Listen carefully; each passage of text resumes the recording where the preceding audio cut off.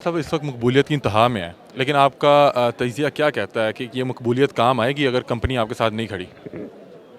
मकबूलियत काम आ रही है अभी तक। तो आपको लगता है कि इस्टेब्लिशमेंट की पुश्तपनाही के बगैर खान साहब हुकूमत बनाने में भी कामयाब हो जाएंगे? ये वक्त बताएगा।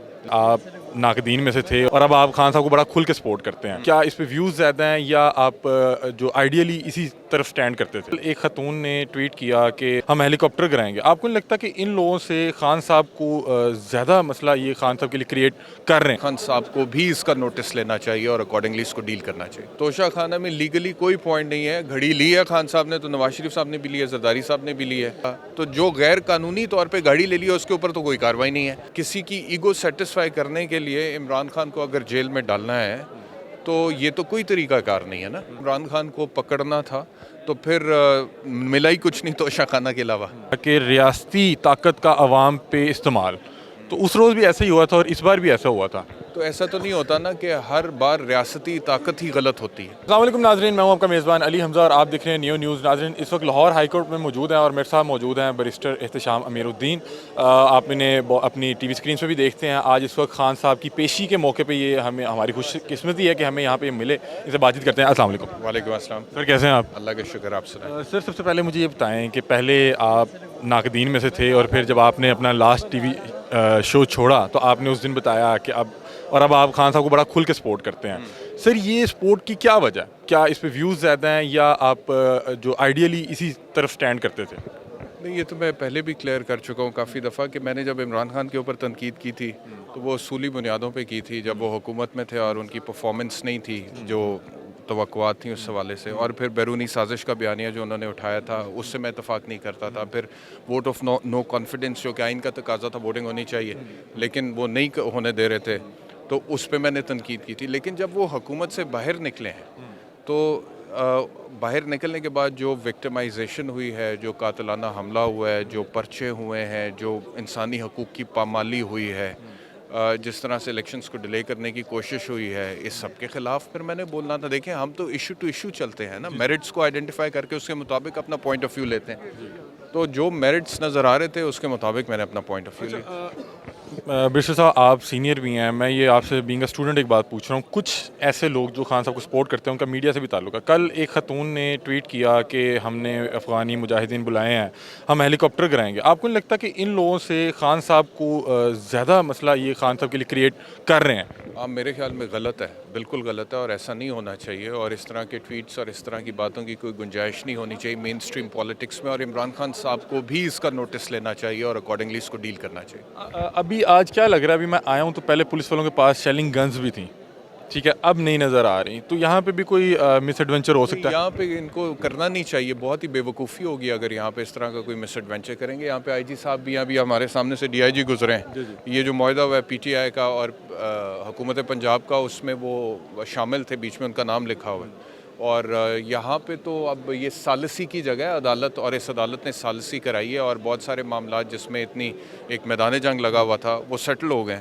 तो यहाँ पे तो नहीं, मेरा ख्याल इस तरह की कोई बात है। मुझे ये बताएं कि जब ये पंजाब पुलिस और पीटीआई कारकुनान आमने सामने थे तो वहाँ बहुत सा मीडिया था, बहुत से लोगों के चेहरे रजिस्टर्ड हुए।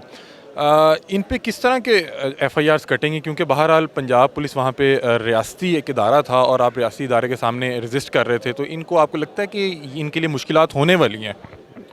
मेरे ख्याल में कि आईजी पंजाब जो है उन्होंने कोर्ट में भी ये कई बार कहा है जज साहब को कि हमने कार्रवाई करनी है और लोगों की जिन्होंने हमारे ऊपर हमला किया था, हमारे पास फुटेजेस वीडियोस मौजूद हैं। तो एफआईआर्स का इंदराज तो हो चुका हुआ है और उसमें इमरान खान को भी नामजद किया गया और उन्हीं पर्चों में इमरान खान हिफाजती ज़मानत के लिए अभी लाहौर हाई कोर्ट देखा है कि जो लीडर होता है वो छूट जाता है। मुझे लग रहा है जो बाकी जिन लोगों की शिनाख्त हुई है, मुझे लगता है कि ये बेचारे रगड़े जाएंगे। मैं अब इस बारे में कुछ कह नहीं सकता, लेकिन जो मुआहदा मैंने पढ़ा है उसके अंदर ये लिखा हुआ है कि पीटीआई फैसिलिटेट करेगी पुलिस को उन पर्चों की इन्वेस्टिगेशन के हवाले से। उसमें लिखा हुआ है कि पीटीआई उन पर्चों में जो 14-15 मार्च को हुए हैं उसमें जो अरेस्ट वारंट्स होंगे या सर्च वारंट्स होंगे या नक्शा मौके का बनाना है जाके या इन्वेस्टिगेशन, उसमें पाकिस्तान तहरीक इंसाफ फैसिलिटेट करेगी। जो ये 13, 14, 15 मार्च को हुआ, आप इस पूरे वाक़े को किस तरह से देखते हैं, क्योंकि ये ना तो पहली बार था, खान साहब के दौर इक़्तिदार में भी टीएलपी को रगड़ा जाता था और इसी तरह से रगड़ा जाता था, और अब खान साहब भी उसी तरह से रगड़े जा रहे हैं। वो वाक़या आप किस तरह देखते हैं एक सहाफ़ी होने के नाते? टीएलपी वाला मामला मैं समझता हूँ कि उसको इसके साथ नहीं मिलाया जा सकता। वो डिमांड कर रहे थे जो कि बिल्कुल मैं समझता हूँ कि उनकी डिमांड की आईनी और कानूनी तौर पर गुंजाइश नहीं थी। ठीक है, ये लोग ये कह रहे थे कि ये जो अरेस्ट वारंट्स हैं इसकी एग्जीक्यूशन जो है उसके लिए आप लोगों को यहाँ पर धावा बोलने की ज़रूरत नहीं है, हम पेश हो जाएंगे, we surrender before the majesty of the court.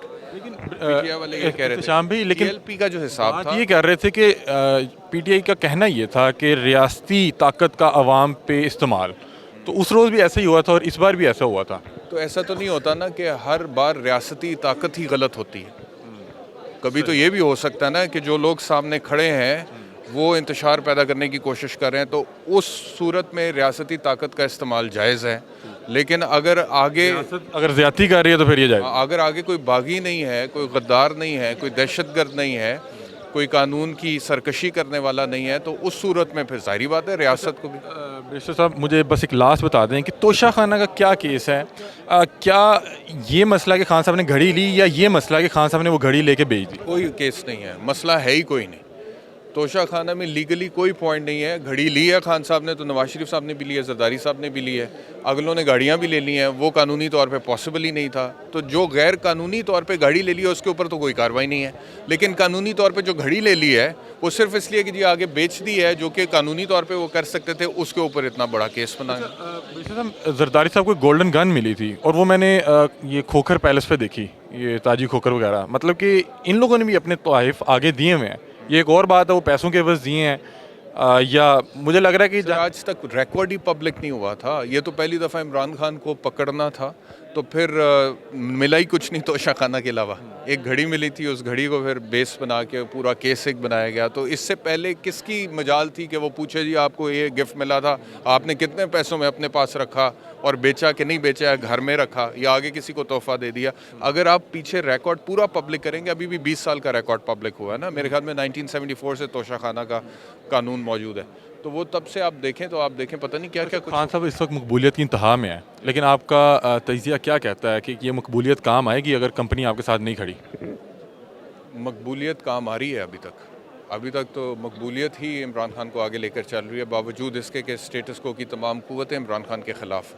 आप देखें कि हुकूमती मशीनरी का बदतरीन इस्तेमाल हुआ है इमरान खान को अरेस्ट करने के लिए, लेकिन मकबूलियत की वजह से अभी तक अरेस्ट नहीं हुए। तो आपको लगता है कि इस्टेब्लिशमेंट की पुश्तपनाही के बगैर खान साहब हुकूमत बनाने में भी कामयाब हो जाएंगे? ये वक्त बताएगा, लेकिन आपका तजिया क्या कहता है? मेरा ख्याल है कि इस्टेब्लिशमेंट के साथ इमरान खान के फासले कम होने चाहिए। इस्टेब्लिशमेंट के हवाले से इमरान खान का कल का भी ये ट्वीट है जिसमें उन्होंने कहा है कि मैं बैठकर बात करने के लिए तैयार हूँ। तो मेरे ख्याल में उधर से कुछ ज़्यादा सख्ती बरती जा रही है और वो बात करने के लिए तैयार नहीं है। नुकसान मुल्क का हो रहा है। आपको नहीं लगता कि अगर ये एक बार जेल चल जाएंगे वहाँ से मेरा ख्याल है ताल्लुकात बेहतर हो सकते हैं? शायद खान साहब की ईगो तोड़ना चाहते हैं और शायद अपनी अना की तस्कीन चाह रहे हैं। अगर ईगोस पर ही फैसले करने हैं मुल्क के, तो फिर 22 करोड़ अवाम किधर जाएं? किसी की ईगो सेटिस्फाई करने के लिए इमरान खान को अगर जेल में डालना है तो ये तो कोई तरीक़ाकार नहीं है ना।